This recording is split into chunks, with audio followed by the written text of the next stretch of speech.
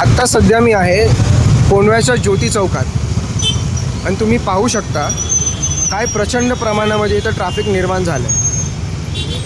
आता तुम्हाला वाटेल ज्योती चौकामध्ये ट्रॅफिक निर्माण होतं, ही तर नेहमीचीच समस्या आहे. पण हे ट्रॅफिक आज स्पेशल कारणामुळे जमा झालं आहे आणि तुम्ही पाहू शकता हे ट्रॅफिक पार ICICI बँक आणि कमिलापर्यंत जमा झालेलं आहे. तर हे ट्रॅफिक जमा व्हायचं कारण आहे हे पाईप्स.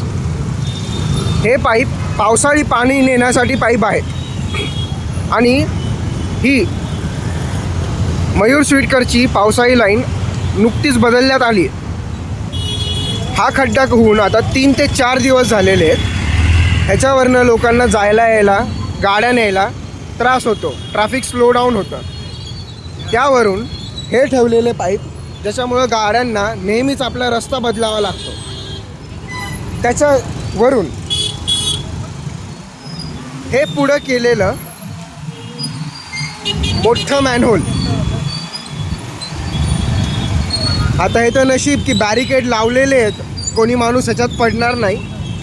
तरी देखील हे मॅनहोल 3 दिवसापासून दुरुस्त करण्यात येतं आहे आणि तुम्ही पाहू शकता ह्याच्यामुळे निर्माण होणारी प्रॉब्लेम.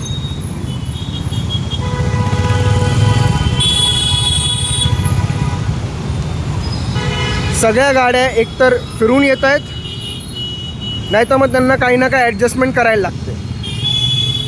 त्याच्यात रस्त्यावर माती ठेवलेली, एक आर्टिफिशियल स्पीड ब्रेकर बनवलेला, ज्याच्यामुळं अजून समस्या निर्माण होते. तर जेव्हा सायकल रेससाठी एका दिवसात किंवा 2 दिवसात रस्ता ठीक केला जाऊ शकतो, तर मग सर्वसामान्यांच्या पावसाळी कामांसाठी काय नाही,